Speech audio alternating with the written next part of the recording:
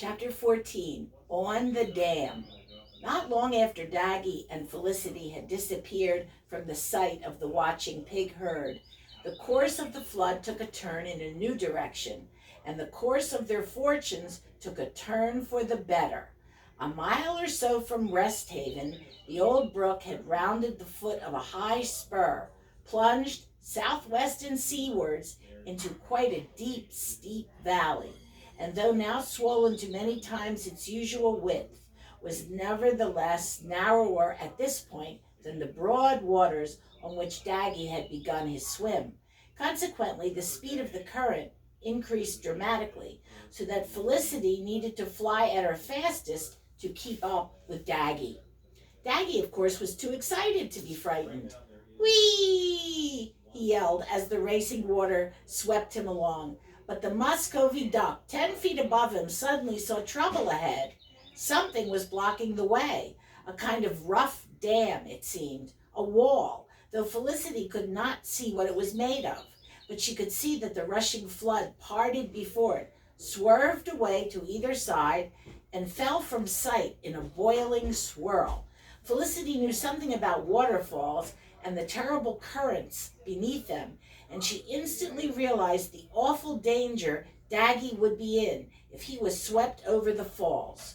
Flying her hardest, she dropped low over the piglet, the strings of the yellow rain hat held tight in her claws, the rest of it hanging low. "Grab it in your teeth, Daggy," she shouted. "Quick, don't argue." As soon as she felt his weight, she turned and faced upstream, beating her wings with all her strength.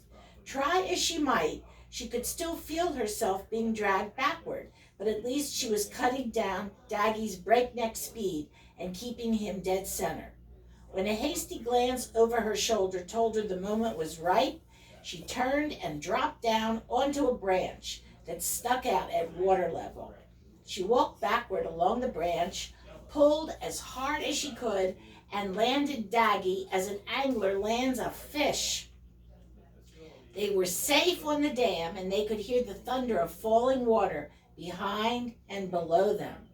Its purpose served, the yellow rain hat slipped over the falls on the start of a journey that was to bring help, for someone spotted the rain hat far downstream and fished it out, and inside it they could still make out the pig man's name and address written in his horrible scrawl.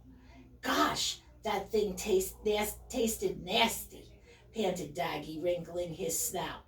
"What was that all about, Felicity?" Felicity looked at him and made her quitting noise. "Oh, nothing," she said. "I just thought we'd have a breather. Let's look around."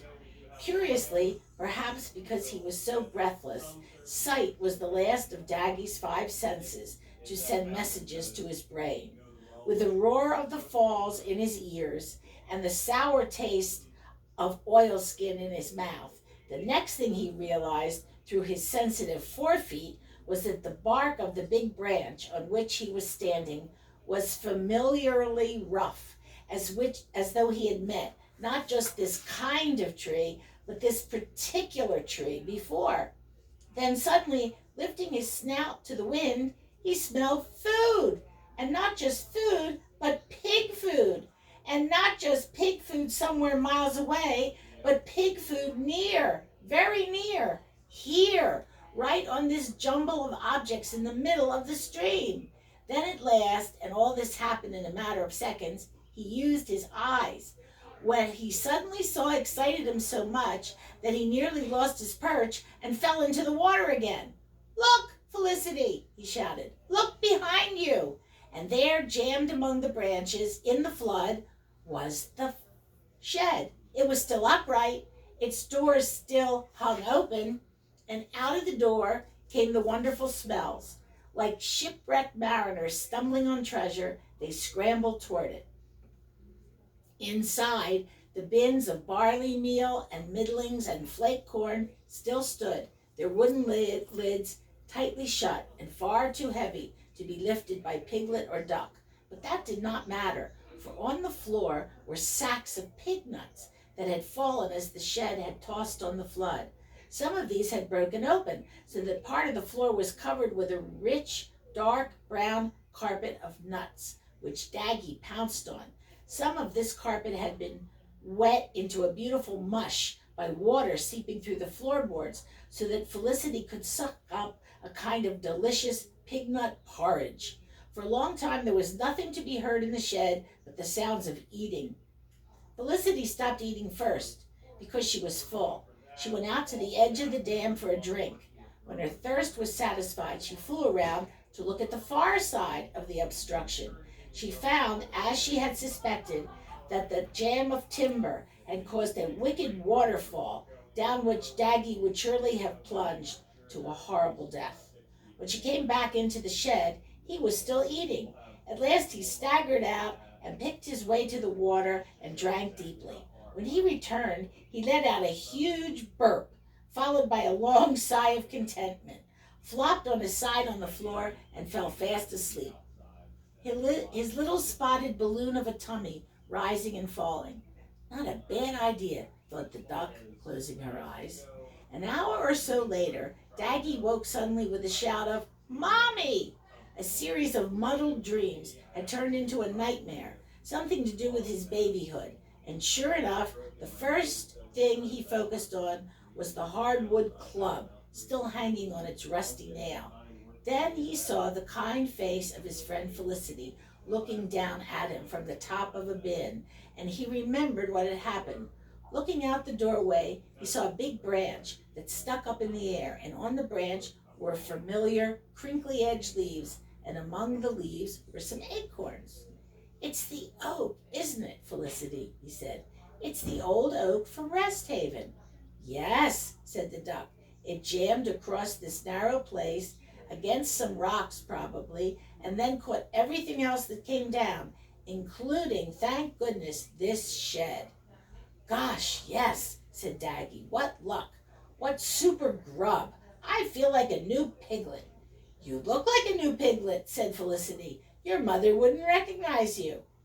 Daggy's mood changed instantly.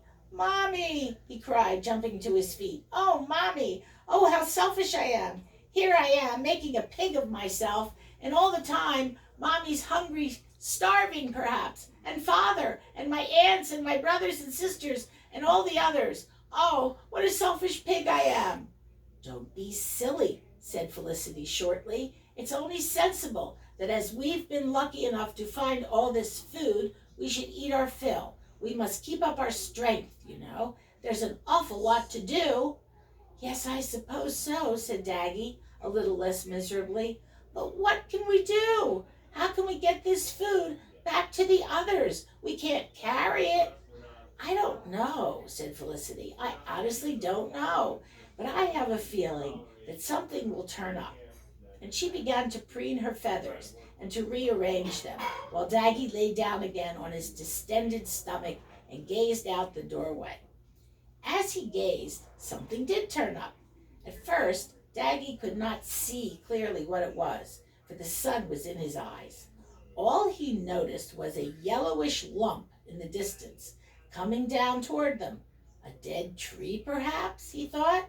But as it came nearer, he could see that it was not vegetable but animal, that it was not dead but alive, for it had a staring white face and wide flaring nostrils, and its teeth were bared in a grin of fear, while its tongue licked nervously over its thick lips. Its body, he could now see, was bright yellow, and it seemed to ride effortlessly on the water. "Felicity!" yelled Daggy in an agony of terror. "A monster! A yellow monster! He's coming straight at us!"